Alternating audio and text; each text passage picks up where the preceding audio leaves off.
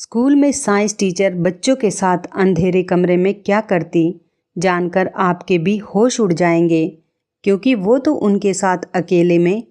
मेरा नाम कल्पना है। मैं एक गरीब परिवार से ताल्लुक़ रखती हूँ।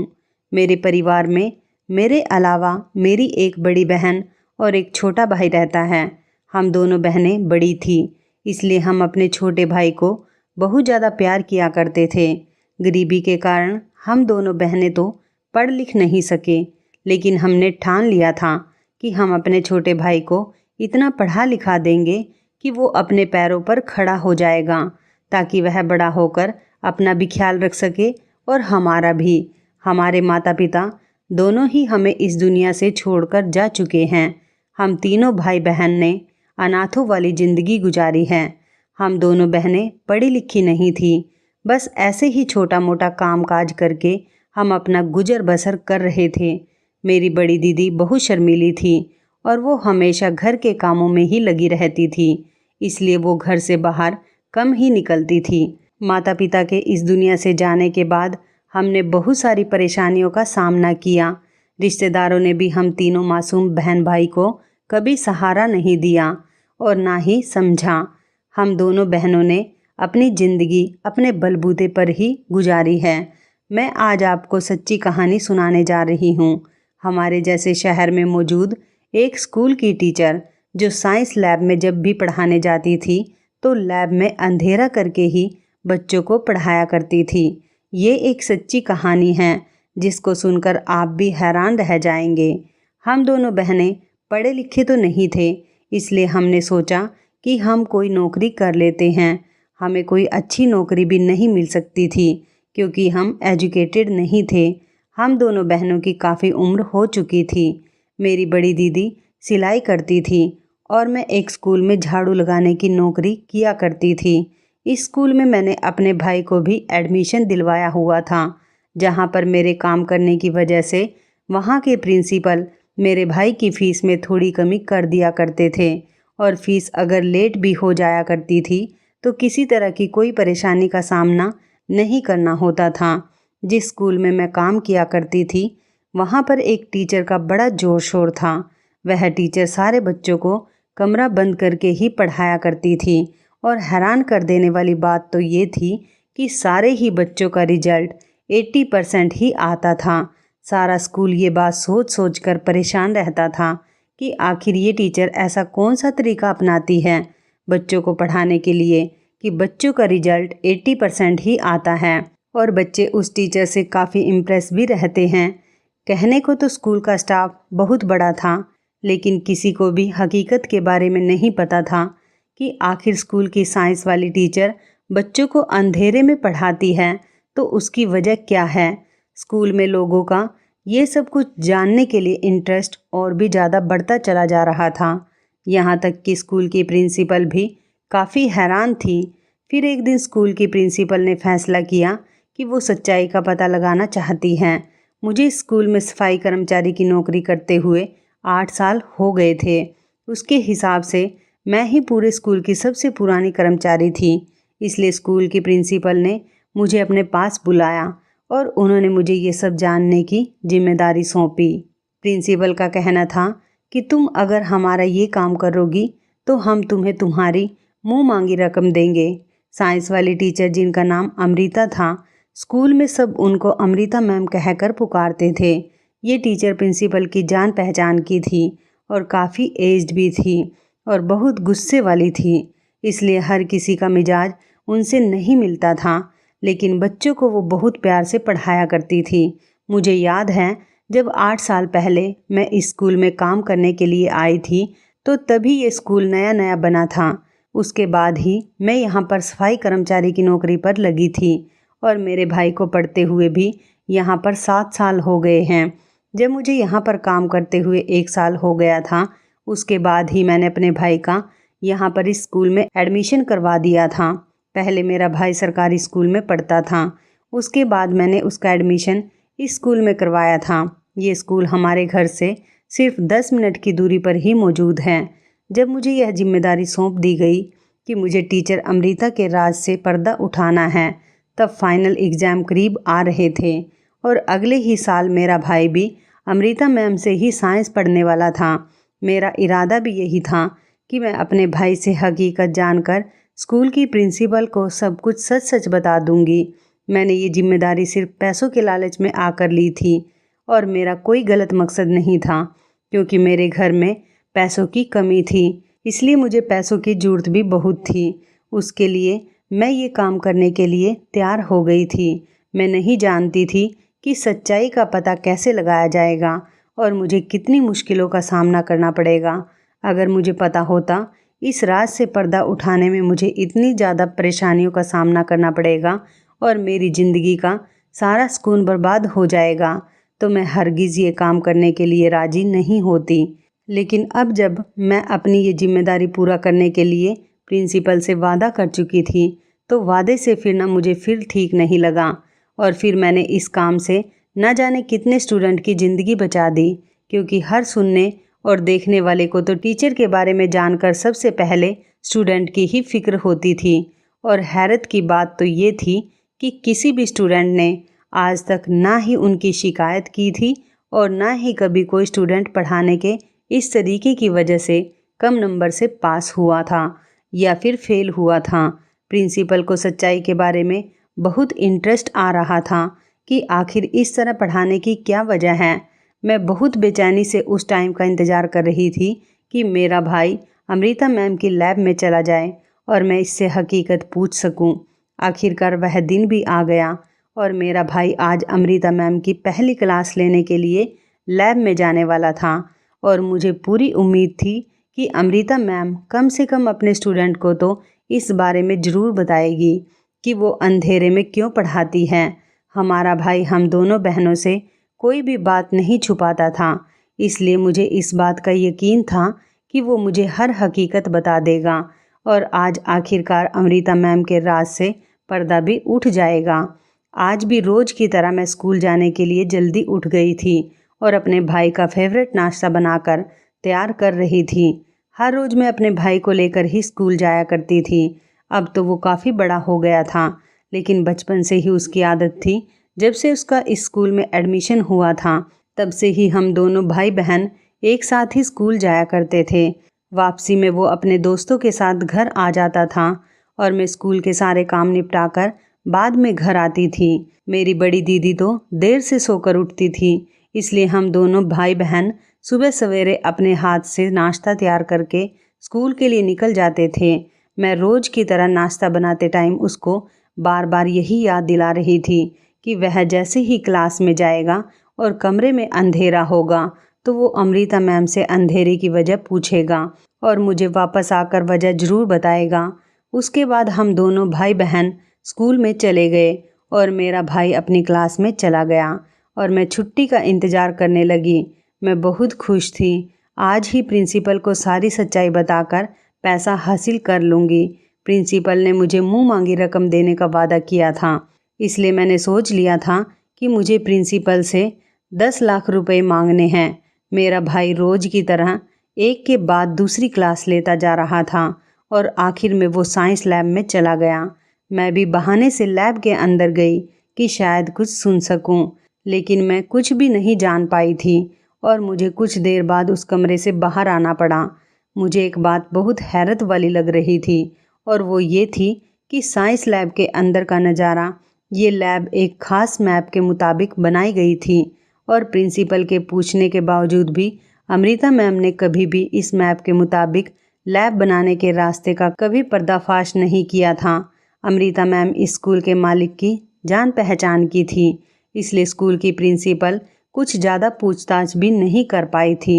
उसके बाद मेरा भाई जैसे ही लैब के बाहर आया, मैं फ़ौरन उसे घर ले गई ताकि हकीकत मालूम कर सकूं।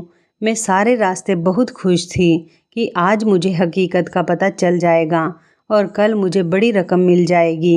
लेकिन घर पहुंचते ही मेरी खुशी तब गायब हुई जब मेरे भाई ने मुझे कुछ भी बताने से इनकार कर दिया और वो यही कह रहा था कि हमें इसी तरह पढ़कर समझ आ रहा था और हमें अमृता मैम की तरह पढ़ाने का ये अंदाज बहुत पसंद आया और उन्होंने हमें अंधेरे में ही पढ़ाया। अब मैं उससे और कोई भी डिटेल लेना चाहती तो वो सामने से खामोश ही हो जाता था, कुछ भी बताने के लिए तैयार ही नहीं था। सारा दिन बार बार मैं उसे किसी न किसी बहाने से पूछती रही, लेकिन उसकी खामोशी नहीं टूटी। मेरी बड़ी बहन ने भी उससे पूछने की काफ़ी कोशिश की, तो वो चुप ही रहा। अब मुझे बहुत परेशानी होने लगी थी कि कल मैं प्रिंसिपल को क्या जवाब दूंगी, क्योंकि वो तो कल मुझसे अमृता मैम की असलियत के बारे में ज़रूर पूछेगी। न चाहते हुए भी अगले दिन मुझे स्कूल जाना पड़ा, और जैसी उम्मीद थी मुझे वैसा ही हुआ। मेरे स्कूल जाते ही स्कूल के प्रिंसिपल ने मुझे अपने ऑफिस में बुलाया। मैं वहाँ पर गई और सारी हकीकत बताकर उनसे थोड़ा सा और टाइम मांगा, ताकि मैं असलियत सबके सामने ला सकूं। उन्होंने कुछ भी बिना सोचे समझे मुझे थोड़ा और वक्त दे दिया। मैं काम करते हुए सोचती रही कि मैं आखिर किस तरह से असलियत का पता लगा सकूं। मैं यह सोचते हुए अमृता मैम के ऑफिस की सफाई कर रही थी। तब अमृता मैम के पास किसी का फ़ोन आया और वो फ़ोन पर बात करने लगी। मैंने आज से पहले उन्हें कभी भी किसी से फ़ोन पर इतनी लंबी बात करते हुए नहीं देखा था, और ना ही कभी किसी से बातचीत करते हुए उन्हें इतना खुश देखा था। मैंने जानबूझकर अपने काम की रफ्तार कम कर दी और कान लगाकर मैं उनकी सारी बातें सुनना चाहती थी कि आखिर वो किस से बात कर रही हैं, और फिर शायद मुझे उनके राज से पर्दा उठाने का कोई सबूत या रास्ता मिल जाए। फिर वही हुआ जो मैं चाहती थी, और मुझे उनके फ़ोन पर बात करने की वजह से एक बेहतरीन रास्ता दिखाई दिया, जिसकी मदद से मैं अमृता मैम की असलियत सबके सामने ला सकती थी। ऐसा समझो कि उसकी कमजोरी मेरे हाथ में आ गई थी। अमृता मैम किसी से फ़ोन पर बातें करने में इतनी मग्न थी कि उनका मुझ पर से ध्यान हट गया था, और वो खुलकर फ़ोन पर बात कर रही थी। अमृता मैम ने फ़ोन पर बात करते हुए उस इंसान से कहा कि तुम्हें तो पता है मैं अपने दोस्तों के अलावा किसी से अपनी बातें शेयर नहीं करती हूँ। जब से मेरे पति की मौत हुई है, तब से मेरी तुम्हारे अलावा किसी और से बात नहीं होती, क्योंकि सब दोस्त किसी न किसी मतलब के लिए मेरे साथ थे, लेकिन एक तुम ही तो हो जो इतने सालों से मेरे कांटेक्ट में हो और बिना किसी मतलब के मुझसे बात करती हो। फिर कुछ देर बाद दूसरी तरफ की बात सुनने के बाद अमृता मैम हंसते हुए कहने लगी कि हाँ, तभी तो लैब का राज सिर्फ तुम ही को मालूम है। ये राज तो मेरे पति को भी मालूम नहीं था, लेकिन तुम इतनी अच्छी दोस्त हो कि तुम्हारा हक बनता है कि मैं तुमसे अपनी हर पर्सनल बात शेयर किया करूं।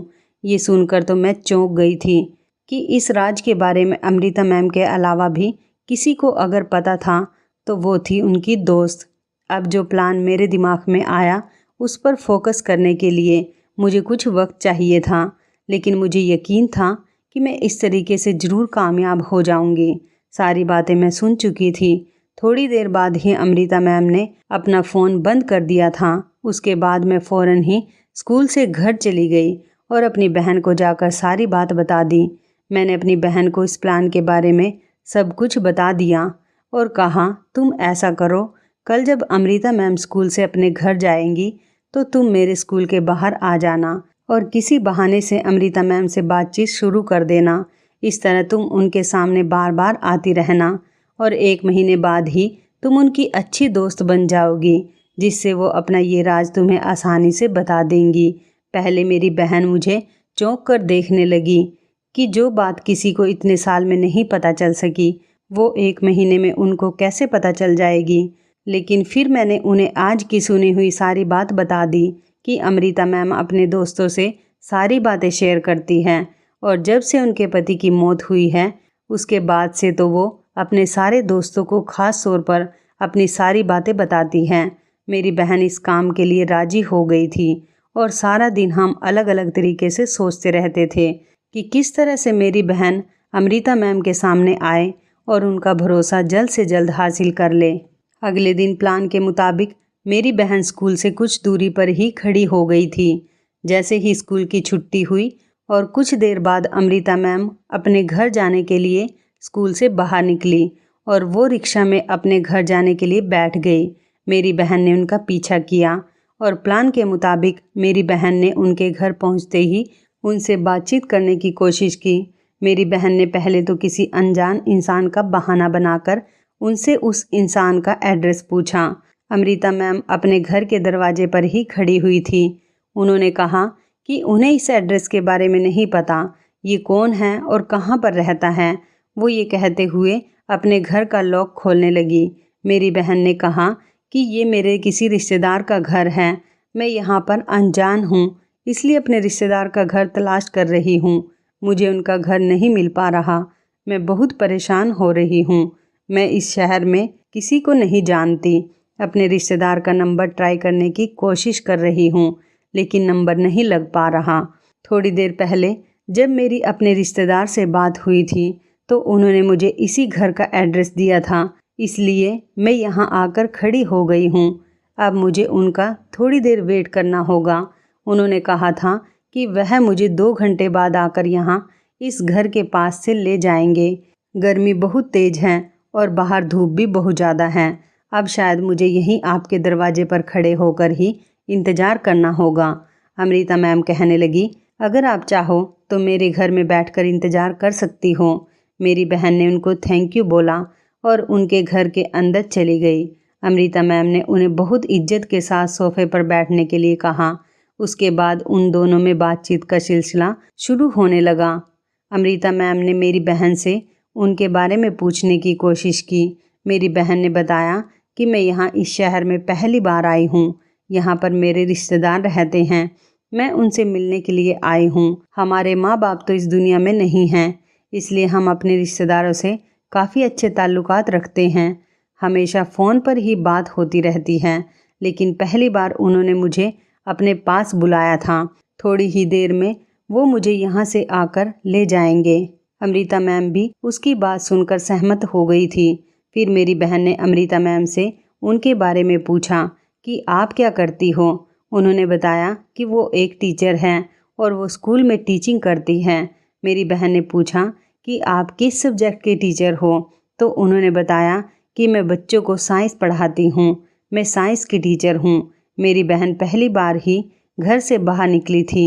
वो इस काम के लिए राजी नहीं हो रही थी, जबकि इस रकम से हमारे घर के काफ़ी हालात सुधर सकते थे, इसलिए उसने यह काम करने के लिए हामी भर ली थी। वह अमृता मैम के सामने बहुत ज़्यादा कंफ्यूज हो रही थी, इसलिए उनसे ज़्यादा कुछ बात नहीं कर पाई। उसके थोड़ी ही देर के बाद उसने बहाना बना दिया कि उसके रिश्तेदार का मैसेज आ गया है, वो उसे लेने के लिए बाहर आ गए हैं, इसलिए वो वहाँ से उठकर चली आई। मैंने अपनी बहन को बहुत समझाया कि तुम्हारे ऐसा करने पर हमारे घर के हालात सुधर जाएंगे और हमारे पास काफ़ी सारे पैसे भी आ जाएंगे। मेरी बहन समझ तो गई थी। अगले दिन जब फिर से अमृता मैम स्कूल से बाहर निकली तो मेरी बहन ने उनका दोबारा से पीछा किया, और जब अमृता मैम अपने घर जाने के लिए रिक्शा में बैठी और जब अपने घर जाने के बाद रिक्शा से उतरी तो उनके पास खुले हुए पैसे नहीं थे, तो इधर उधर किसी से पैसे चेंज करने की तलाश कर रही थी। तभी मौके पर मेरी बहन ने जाकर रिक्शे वाले को पैसे दे दिए। अमृता मैम ने मेरी बहन को शुक्रिया कहा और वो ज़बरदस्ती मेरी बहन को पैसे देने लगी। मेरी बहन ने कहा कि जब भी कभी आपके पास चेंज हो तब दे देना। अमृता मैम ने मेरी बहन से पूछा कि क्या तुम्हें तुम्हारे रिश्तेदारों का घर मिल गया। मेरी बहन ने कहा कि हाँ, मैं अपने मामा के यहाँ पर इसी शहर में ठहरी हुई हूँ, अभी यहाँ पर कुछ दिन और रुकूंगी।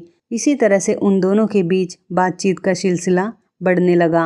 अमृता मैम आज फिर मेरी बहन को अपने घर ले गई और दोनों ने आपस में बैठकर खूब सारी बातचीत की।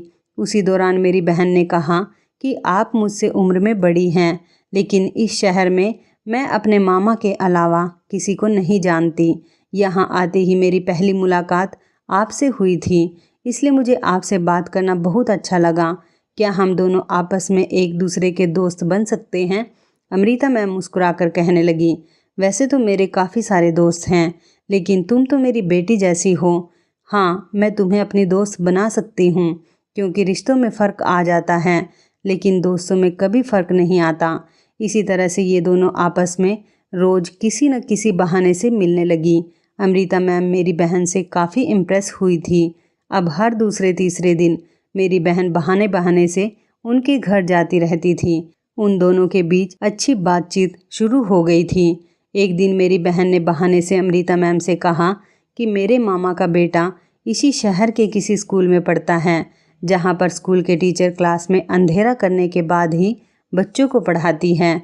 साथ ही मेरी बहन ने उनसे पूछा कि आपका क्या ख्याल है, आखिर वो ऐसा क्यों करती होगी? आप भी एक टीचर हो, शायद आपको इसका एक्सपीरियंस हो। हमारा प्लान ये था कि अमृता मैम खुद अपने बारे में बताए कि वो वही टीचर है जो अंधेरा करके बच्चों को पढ़ाती हैं। मेरी बहन की बात के जवाब में अमृता मैम सिर्फ मुस्कुराई और उन्होंने बात बदल दी। अगले कुछ दिन मेरी बहन बहाने बहाने से अंधेरे में पढ़ाने वाली टीचर का बार बार जिक्र करने लगी और फिर एक दिन अमृता मैम ने इस राज से पर्दा उठा ही दिया। एक दिन शाम के टाइम मेरी बहन और अमृता मैम एक साथ मार्केट चली गई और मार्केट में ही उन दोनों ने रेस्टोरेंट में बैठकर कुछ खाने का प्रोग्राम बनाया। वो दोनों आपस में बैठकर बातें कर रही थी। तभी अचानक अमृता मैम ने कहा कि क्या मैं तुम्हें उस अंधेरे में पढ़ाने वाली बात के बारे में बताऊं? मेरी बहन ये बात सुनकर बहुत खुश हुई कि आखिर इतनी मेहनत के बाद आज रात से पर्दा उठने ही वाला था, क्योंकि उन्होंने कहा कि हाँ, मैं इसके बारे में जानना चाहती हूँ। तो अमृता मैम कहने लगी कि दरअसल मैं ही वो टीचर हूँ जिसके पास तुम्हारे मामा का बेटा पढ़ता है। हालांकि मेरी बहन यह बात जानती थी, लेकिन उसने इस बात को सुनकर हैरानी वाले रिएक्शन दिए।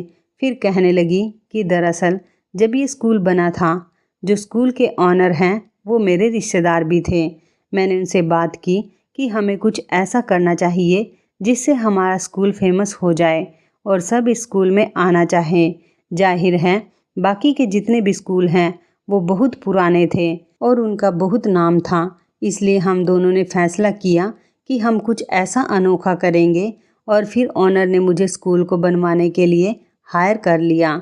मैंने एक अनोखे तरीके से लैब बनवाई, क्योंकि मैंने बाहर दूसरे देश में जहाँ पर पढ़ाई की थी वहाँ पर देखी थी। ये लैब एक बहुत बड़े कमरे में बनवाई गई थी और इस बड़े से कमरे के अंदर छोटे छोटे बहुत सारे कमरे भी बने हुए थे, लेकिन इन कमरों की दीवारें लकड़ी से बनी हुई थी और छत नहीं थी, बल्कि चारों तरफ से वो कमरा बंद हो जाता था लेकिन छत से खुला रहता था। इस बड़े कमरे में ऐसे छोटे छोटे लगभग 8 से 10 कमरे थे और हर एक छोटे कमरे में लैब का हर ज़रूरी सामान मौजूद था। अमृता मैम ने बताया कि ऐसे लैब बनवाने का मकसद ये था कि ऐसी अनोखी लैब की वजह से लोग इससे इम्प्रेस होने लगेंगे और कुछ लोग इम्प्रेस भी हुए थे और अगले कुछ सालों में काफ़ी एडमिशन हुए थे। जब लैब का टाइम होता तो अमृता मैम हर एक कमरे में 4 से 5 टीचर्स को भेज देती थी और इस तरह से एक ही टाइम में कम से कम 30 से 40 बच्चों पर एक साथ क्लास की लैब हो जाती थी। फिर अमृता मैम हर एक लैब के अंदर जाती और बच्चों को बताती कि उन्होंने आज क्या टास्क परफॉर्म करना है। हर बार वो अलग अलग ग्रुप बनाकर बच्चों को कमरे में भेजती और सबको अलग तरह के टाइम पर पूरा करने के लिए एक टास्क दे देती, जिसकी वजह से उन सबको आपस में बात करने का मौका नहीं मिलता था और सबका ध्यान लैब में होता और सबका रिजल्ट भी बहुत अच्छा आता था। 2-3 साल तो इस लैब की वजह से काफ़ी एडमिशन हुए, लेकिन इसके बाद फिर एडमिशन की तादाद कम होने लगी थी।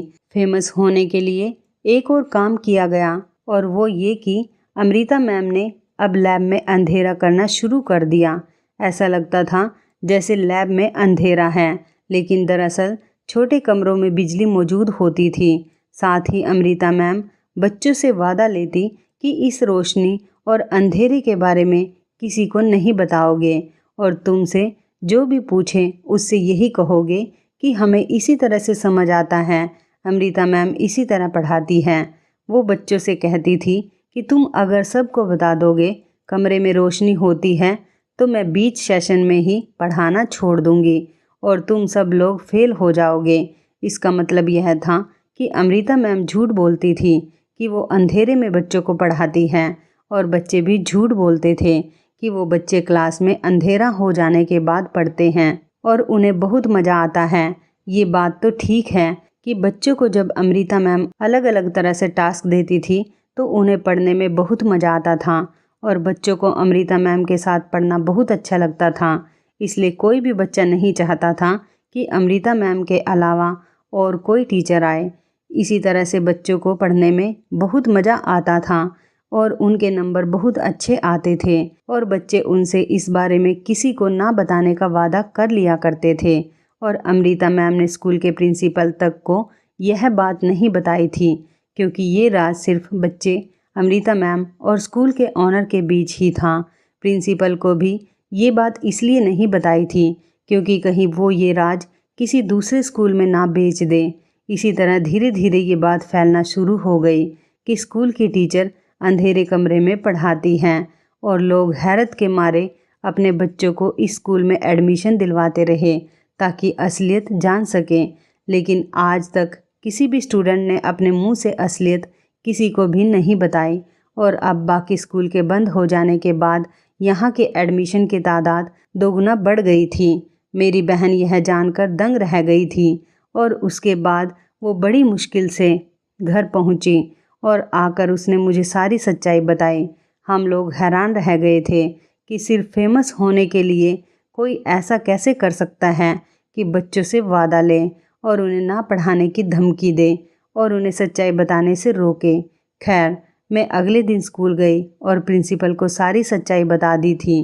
तब मुझे पता चला कि स्कूल की प्रिंसिपल ने यह सब बात जानने का जिम्मा मुझे नए हेड की वजह से दिया था।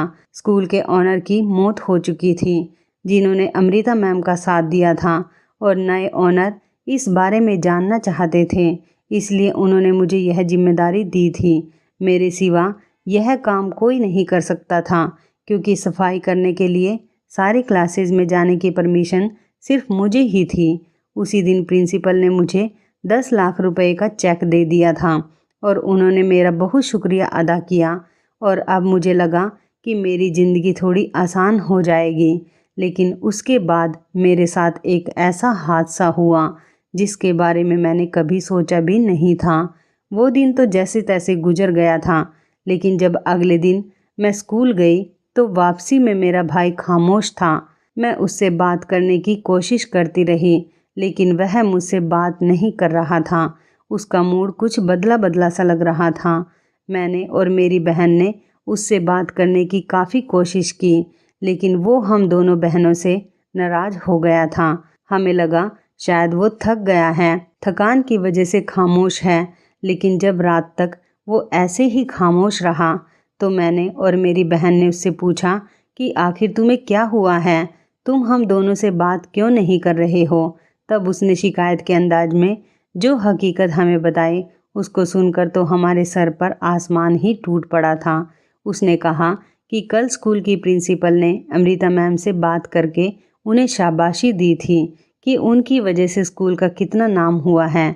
अब अमृता मैम नॉर्मल तरीके से पढ़ाएंगी, क्योंकि अब हर साल काफ़ी एडमिशन होते हैं और वो एडमिशन अब किसी पूछताछ की वजह से नहीं, बल्कि इसलिए होते हैं कि स्कूल में पढ़ाई बहुत अच्छी तरह से होती है।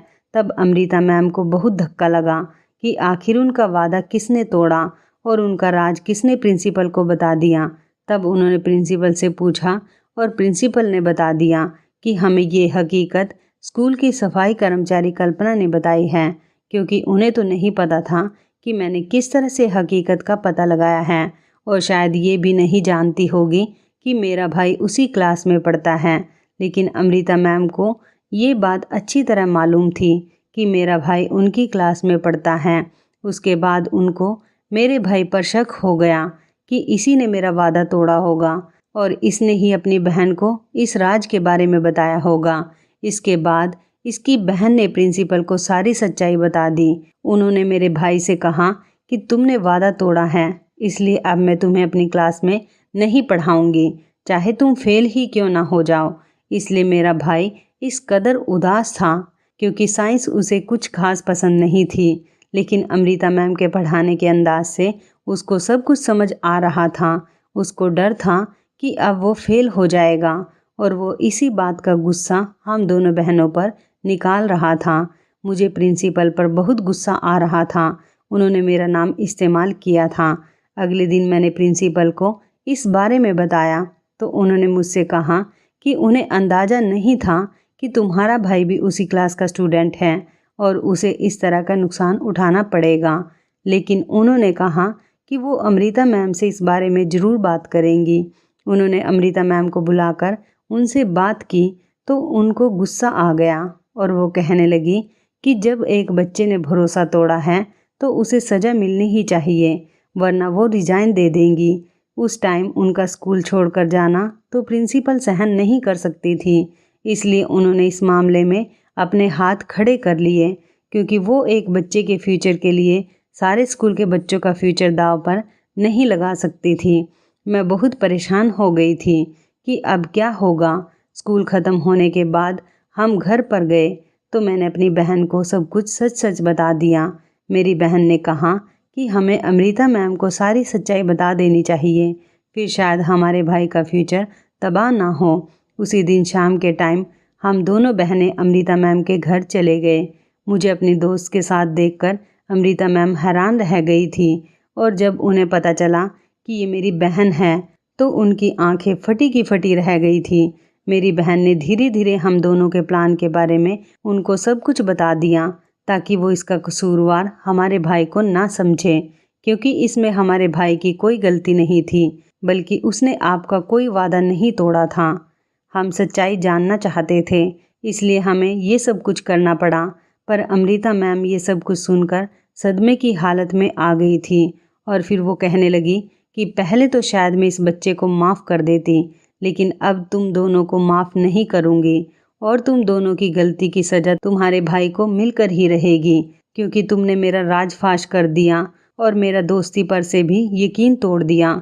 मेरी बहन ने उन्हें समझाने की बहुत कोशिश की, लेकिन वो नहीं मानी। मजबूरन हमें उनके घर से वापस आना पड़ा।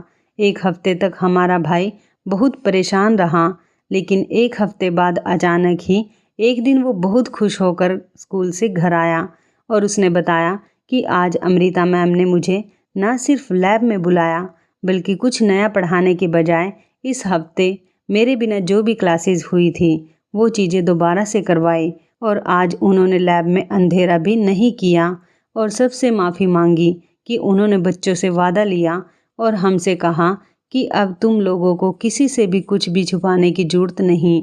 मैं ये सुनकर बहुत हैरान हुई थी। ये सारी बातें मेरी बहन भी सुन रही थी, लेकिन वो ये सब कुछ सुनकर हैरान होने के बजाय मुस्कुरा रही थी। मुझे बड़ी हैरत हुई और मैंने उनसे कहा कि वो मुस्कुरा क्यों रही हैं।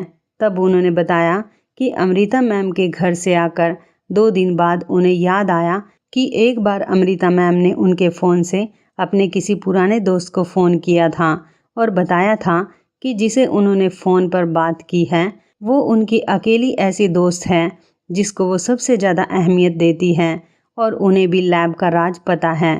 तो मेरी बहन ने वो नंबर ढूंढकर उनके दोस्त से बात की और उनको अमृता मैम की हकीकत से आगाह किया और उनसे रिक्वेस्ट की कि वो मैम को समझाए कि इस तरह से किसी बच्चे का फ्यूचर तबाह ना करे, जबकि उसकी कोई गलती भी नहीं थी। यह ठीक नहीं है जो उसके साथ किया जा रहा है।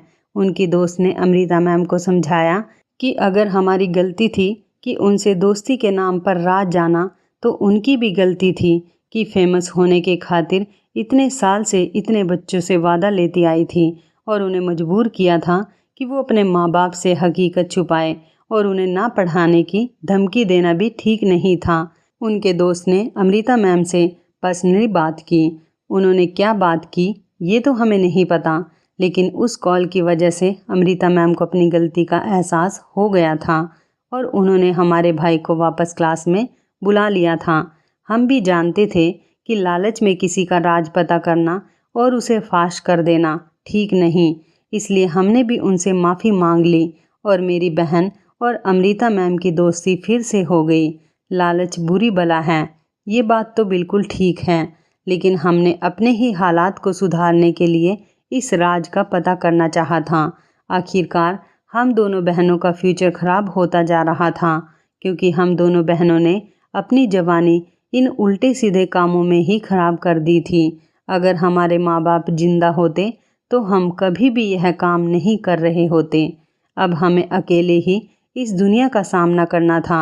मेहनत करने के बाद भी हम दोनों अपनी ख्वाहिशों को पूरा नहीं कर पाते थे और फिर हमारे छोटे भाई की पढ़ाई का खर्चा भी हमारे ही ऊपर था। फ़िलहाल 10 लाख रुपए मिलने से हमारी बहुत सारी परेशानियां दूर हो गई हैं। हमारा भाई भी अब काफ़ी बड़ा हो गया है।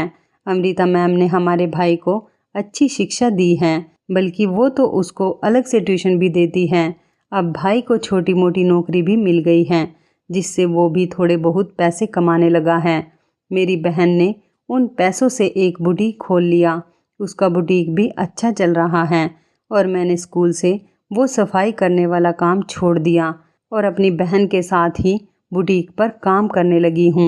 अब हमारी ज़िंदगी अच्छे तरीके से गुजर रही है और हम अपनी ज़िंदगी में बहुत खुश हैं। तो इस कहानी के बारे में आपकी क्या राय है, कमेंट करके ज़रूर बताइएगा। दोस्तों, आपको हमारी ये मज़ेदार कहानी कैसी लगी, आप हमें कमेंट बॉक्स में ज़रूर बताएं।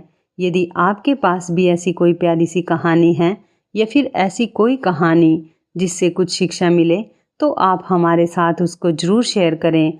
दोस्तों, यदि आपको हमारी ये वीडियो अच्छी लगे तो आप हमारी इस वीडियो को लाइक शेयर ज़रूर करें और ऐसी ही दिल को छू लेने वाली प्रेरणादायक कहानियाँ सुनने के लिए हमारे चैनल को भी सब्सक्राइब करें। यदि आप हमें फेसबुक पर देख रहे हैं तो आप हमारे फेसबुक पेज को लाइक और फॉलो ज़रूर करें। तो दोस्तों, फिर मिलते हैं ऐसे ही ज़बरदस्त कहानी या टिप्स के साथ नई वीडियो में। तब तक के लिए धन्यवाद। आप सभी अपना ख्याल रखना। आपका दिन शुभ व मंगलमय हो।